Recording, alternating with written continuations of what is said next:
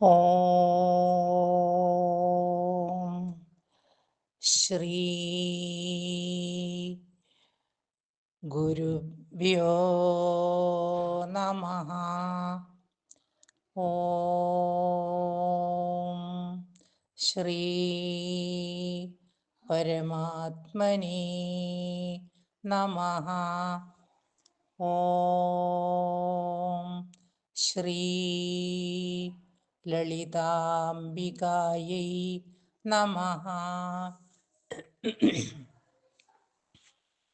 ദേവി മഹാത്മ്യം.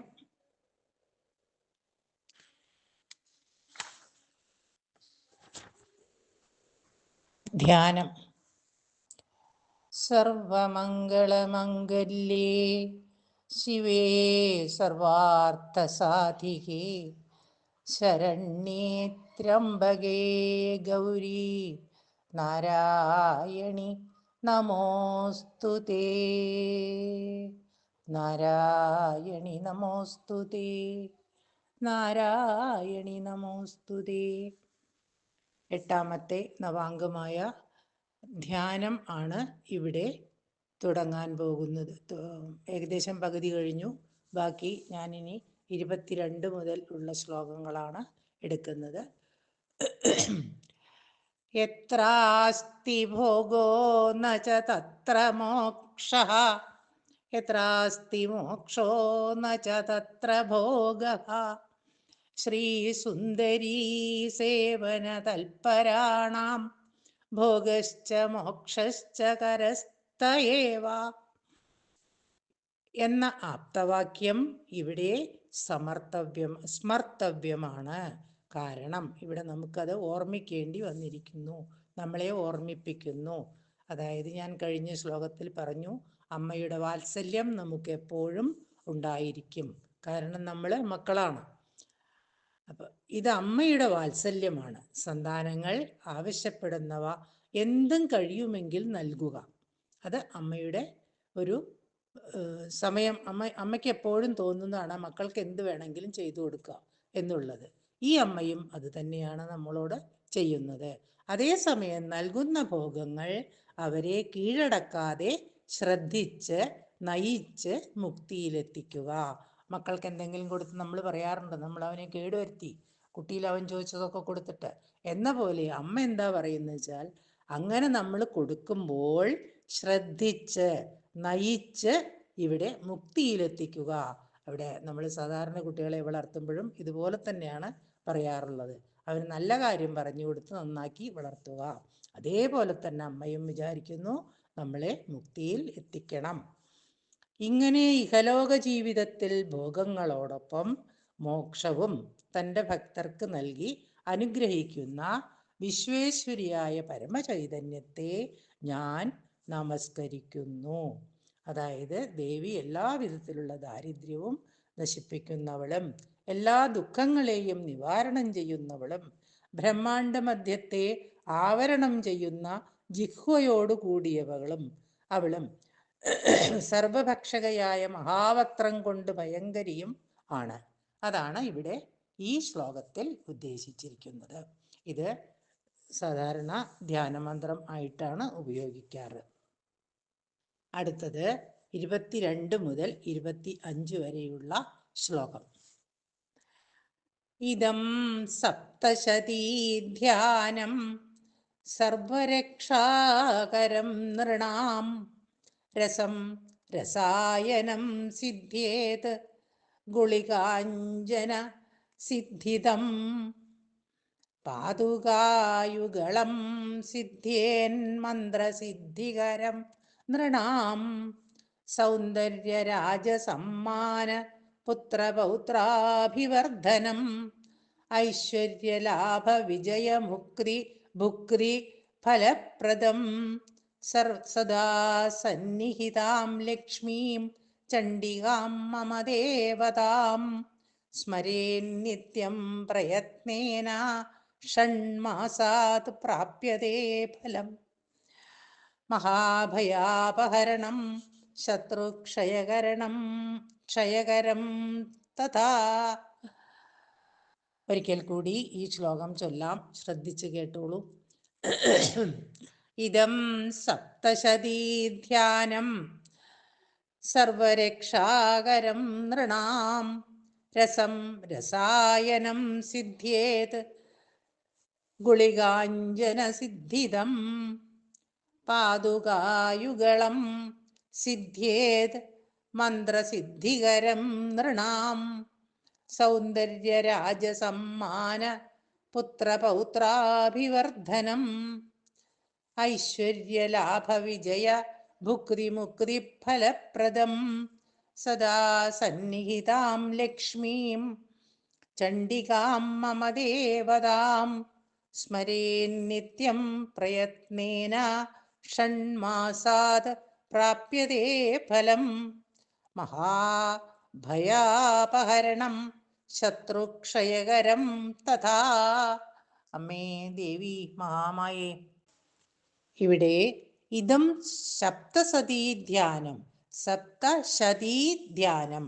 സപ്തശതീധ്യാനം എന്ന് പറയുമ്പോൾ നൃണാം സർവരക്ഷകം, രക്ഷാകരം, മനുഷ്യർക്ക്, നൃണാം നരാണാം എന്നുള്ള അർത്ഥമാണ്. നരാണാം എന്ന് പറയാറില്ല, നരശബ്ദം നൃ ആണ്.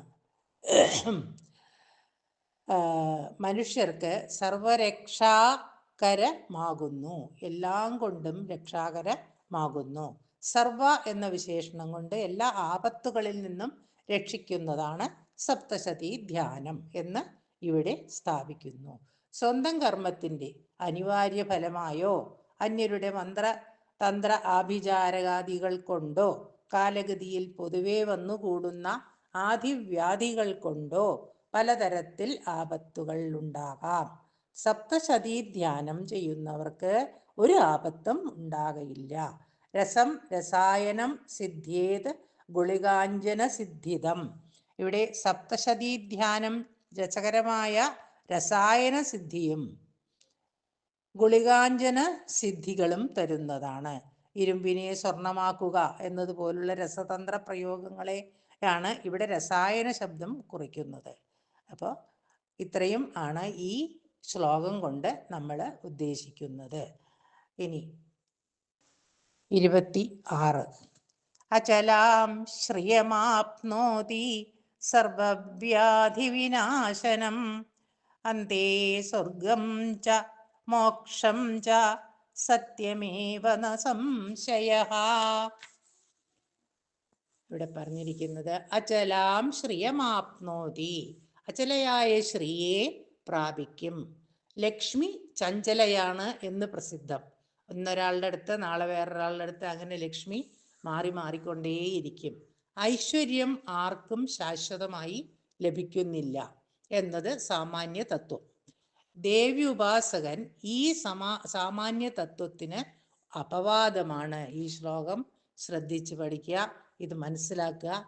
ഈ ദേവി ഉപാസകൻ ആരാണോ ദേവിയെ ഉപാസിക്കുന്നത് അവർ ഈ തത്വത്തിന്, അതായത് ഈ സാമാന്യ തത്വം, അതായത് ലക്ഷ്മി ചഞ്ചലയാണ് എന്ന് പറയാറില്ലേ, അതിനെ നമുക്ക് അപവാദമാണ്. കാരണം ലക്ഷ്മി അചഞ്ചലയായി എല്ലായ്പ്പോഴും ഈ ദേവി ഉപാസകന്റെ കൂടെ ഉണ്ടായിരിക്കും എന്നാണ് പറയുന്നത്.